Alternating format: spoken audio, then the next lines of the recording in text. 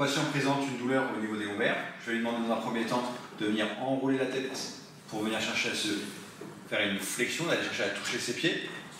Il me décrit ou pas une douleur qu'il va ressentir au niveau des lombaires en flexion. On va chercher à remonter. On va faire la même chose en extension. On va chercher à lever les bras devant et on va chercher à aller en extension. Est-ce que ça reproduit une douleur? Donc là, ça reproduit une douleur.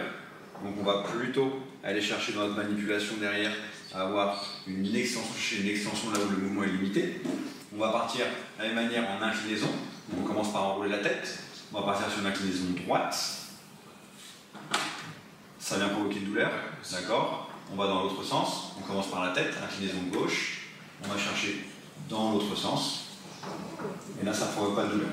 Donc chez ce patient-là, il présente une douleur en extension et en inclinaison droite.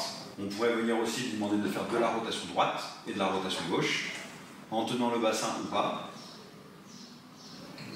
Est-ce que ça vient chercher à provoquer une douleur particulière? Voilà, petite douleur, majoritairement sur l'inclinaison a priori. Donc on va le mettre sur le côté, face à moi, la tête par ici. On va vous proposer deux techniques différentes. Une technique qu'on appelle en limbarole. Donc mon patient est en décubitus latéral et on va venir chercher à mobiliser dans ses amplitudes déficitaires, c'est-à-dire de l'extension et de la rotation droite. On va allonger mon patient complètement sur la table. Les jambes sont tendues. Rapproche-toi un peu de moi s'il te plaît. Voilà, le patient est plutôt proche du thérapeute. La table est légèrement trop haute. On aurait plutôt tendance à avoir une table qui serait au niveau des genoux. Et on va pouvoir s'en contenter. On a déterminé que notre vertèbre, elle était en L3, donc c'est la troisième vertèbre lombaire qui était en lésion. Donc on va chercher à venir positionner nos doigts au niveau des différentes épineuses. On va prendre nos doigts sur l'épineuse de L1, nos doigts sur l'épineuse de L2 et nos doigts sur l'épineuse de L3. On va prendre mon bras pour régler le lever supérieur. Le lever supérieur, mon but ça va être de chercher à l'emmener et en extension et en rotation droite jusqu'à ma détache. Je vais chercher à commencer à venir mettre de la rotation. Je sens que ma L1 commence à bouger.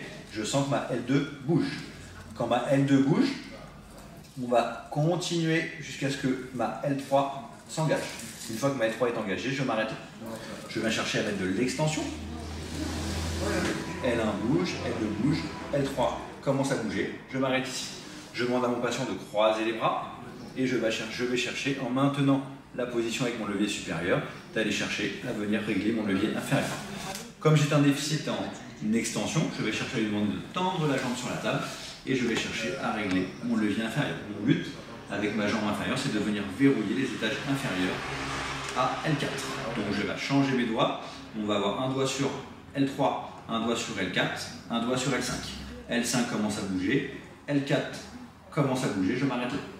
En gros, j'ai verrouillé tout ce qu'il y avait au-dessus de ma vertèbre L3 et tout ce qu'il y avait en dessous de ma vertèbre L4, puisque je m'intéresse à l'étage L3, L4. J'ai mes paramètres de l'extension, de la rotation. Je vais chercher à mettre de l'inclinaison pour aller chercher pareil à viser mon étage. Mon patient inspire, on souffle. Plusieurs modalités. Je peux commencer par lui demander une contraction musculaire. Recule la fesse, avance ton épaule. Pour venir chercher à détendre le côté musculaire si au préalable je n'ai pas fait de levée de tension sur le carré des monts par exemple. On relâche. Et après, je vais chercher à majorer les paramètres d'inclinaison, de rotation. On inspire, on souffle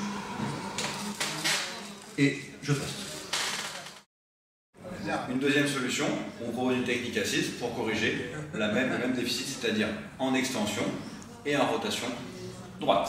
Donc je vais demander à mon patient de venir croiser ses coudes devant. Je vais me placer sur le côté, mon pied gauche sous ses fesses. Je viens passer par-dessus ses coudes et je viens chercher à prendre son épaule opposée. Premier paramètre que je vais régler, donc toujours sur ma L3, je vais chercher à régler mon paramètre d'extension. Je fais bien attention à ce que ses épaules soient toujours alignées avec son bassin. Deuxième paramètre, mon inclinaison, pour venir chercher à incliner jusqu'à l'étage. Comme je suis en extension, le paramètre d'inclinaison et le paramètre de rotation est dans le sens contralatéral. Ce qui m'intéresse, c'est de venir chercher à le corriger en rotation droite. Donc je vais mettre chez lui une inclinaison gauche.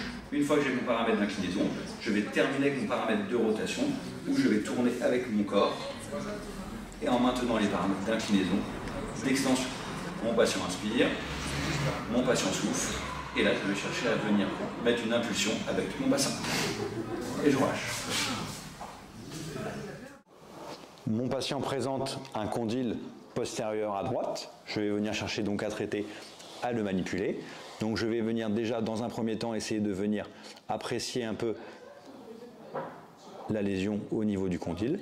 Je vais chercher dans un premier temps à venir faire une translation gauche, translation droite pour venir apprécier. J'ai un déficit de translation gauche, ce qui me permet de réaliser une inclinaison gauche et une rotation, par une inclinaison droite et une rotation gauche. J'ai une douleur qui apparaît ou une restriction de mobilité. Je vais venir chercher à le mettre en extension cervicale, relâche-toi, et je vais chercher à faire la même translation, ou je vais chercher à faire une flexion et je vais chercher à faire la même translation gauche. Chez ce patient-là, j'ai un déficit en extension cervicale et en translation gauche, ce qui montre bien un condyle qui a du mal à s'antérioriser sur la droite. Pour ce faire, je vais chercher donc à prendre avec ma prise mentonnière, je vais retourner mon patient pour pouvoir placer ma MCP2 au niveau de mon condyle. Je vais chercher à positionner mon doigt, je vais chercher à revenir. Mes paramètres vont être assez simples. Je vais mettre de l'extension pour venir chercher à antérioriser mon condyle. Je vais chercher à mettre une translation gauche, inclinaison droite. Je vais terminer par une rotation gauche et je vais chercher à mettre une impaction au niveau de mon épaule. Le patient inspire, le patient souffle. J'essaie de gagner dans mes différents paramètres. Mon patient inspire, mon patient souffle et je vais chercher à majorer mon thrust. Correction d'une même lésion, donc pour pouvoir antérioriser mon condyle droit, je vais chercher à prendre mon pisiforme, venir le positionner au niveau de mon condyle. On va venir chercher à faire une prise qu'on appelle une prise en turban. On va chercher avec ma main droite à venir limiter les amplitudes au niveau de ma C0.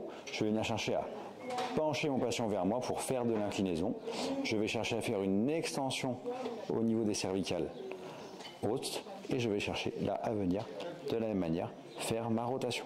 Et je retrouve dans la même position de manipulation que tout à l'heure. On inspire, on souffle et je vais chercher à gagner dans la rotation.